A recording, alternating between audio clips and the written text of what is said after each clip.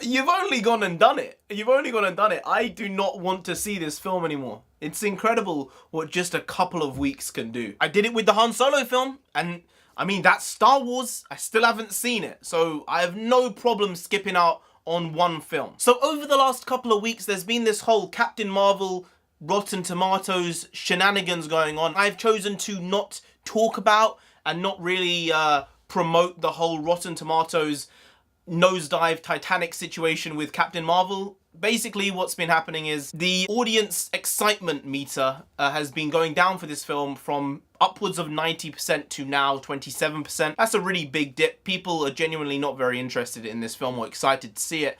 So Rotten Tomatoes have gone to the extreme of removing the metric. For all intensive purposes, Rotten Tomatoes has sort of censored their own site.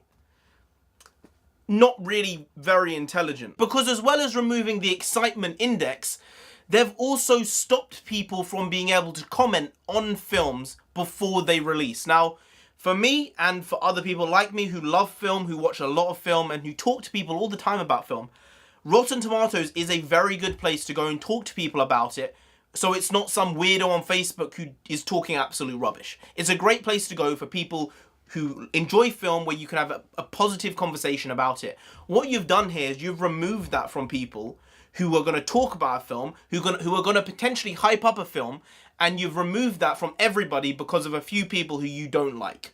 That, I think, is sad, because I know, for me, it's a really enjoyable thing being able to interact with people who actually know film and enjoy film and know what they're talking about. So yeah, you've done an oopsie here. You've done an oopsie. So just to be clear on the excitement bar situation, they have removed the excitement bar, the want to see a film, and they've replaced it with a pure numerical number of people who say they want to see the film. So of the people, I think there was about 50,000 people overall who voted previously on the metric.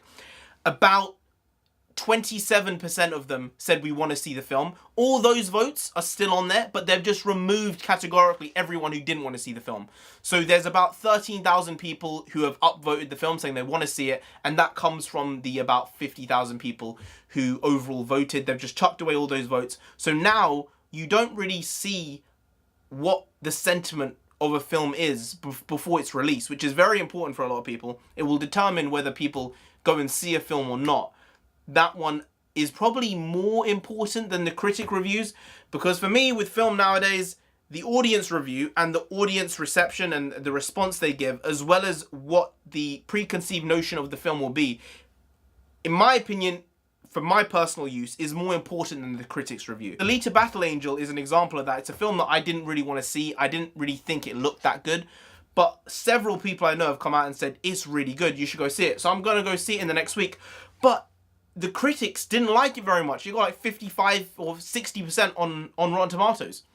That just shows how out of touch they are, because the audience score is in the 90s. It shows how disconnected, I guess, they are. And the only reason they've got rid of the excitement metric bar is because, well, Disney probably called up NBC and was like, do us a solid here, it's Bob. Can you please sort this out for us? We'll cover you in the future. You know, don't worry about it. And they were like, yeah, sure. And this all happened because Captain Marvel tanked and was being slaughtered over the past couple of weeks.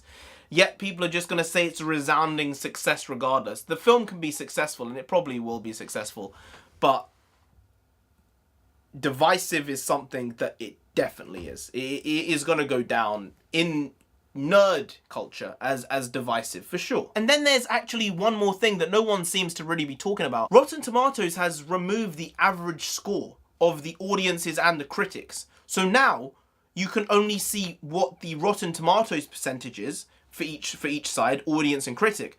But you can't see what the average person actually gave the film, because if you don't know, this is where the confusion arose about the film and whether it's being review bombed. It's not being review bombed because the film hasn't come out. People have been misreporting this for like 2 weeks now. But you can't review a film that hasn't come out on Rotten Tomatoes. They don't allow the audience to have that. So when people are saying the film is being destroyed on Rotten Tomatoes, that's just the pre-release of the film. So it's nothing to do with how the film is good or bad. It was being misreported, I give you that, but most people don't understand how Rotten Tomato works. So there's the average score, which is what people actually give the film out of 10, and then there's the Rotten Tomatoes score, and the Rotten Tomatoes score is in my opinion, a less useful metric than the average score. But for some reason, they've chosen to scrap the average score, the one which is actually important, and just been like, we like our metric better, which I don't think it's as good a metric. I think that if you get something and the average score of the film is like a 7.2 out of 10, but the Rotten Tomatoes score on it could be 93, because most people gave it a 7 out of 10. Rotten Tomatoes is like, this is an A-star film. This is 100%. This is amazing. It doesn't work like that. In the same regard, you can get a film which might have a low Rotten Tomatoes score, a really low score, but might have like a 5.8 out of 10. It might have a 15% on Rotten Tomatoes, but a 5.8 out of 10 because most people gave it a pretty average score. But because of that, Rotten Tomatoes deemed it as being a bad film. So, in my opinion, the average score is crucial to that system and how it works. So if you re-implement that, that's a good thing. But the way it is right now, you are mucking up the reason why people come to you. One, for interaction, and you've got rid of that by removing people's comments before the film's release, and then being able to work with other people and talk to them and understand and grow and learn. That's a terrible thing that you've done there. You've removed the average score, which for me is actually more important than you removing the excitement metric. The excitement metric is important, but for me, the average score is something else. You should not be messing with something like that. If you can't tell, I don't really like that. Bring that back. Please, bring it back. The thing is, I say I'm not going to see the film, but I need to see those post-credit scenes. Eventually, they'll be out online somewhere, but I'm definitely not going to see it first weekend, maybe second weekend. I might see it the third weekend. I don't know.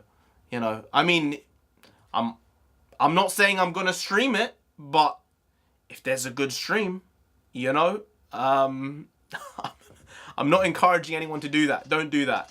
But I will probably not see this film unless some people I know go to see it and say it's good. Then I will give it the time of day. Otherwise, I'm not gonna bother with it. MCU, it seems like you're going down the pan. Please prove me wrong with this film, so the Endgame can actually be a good one. Anyway, guys, if you did enjoy this video, please do like, share, comment, and subscribe to the channel down there. If you didn't, then Rotten Tomatoes will come after you. They will censor your life. They will not allow you to speak. I don't want that for you, and you don't want that. So just subscribe anyway to avoid that. I've been Narendra the Comic. You've been great, and I'll see you next time. Skadoosh.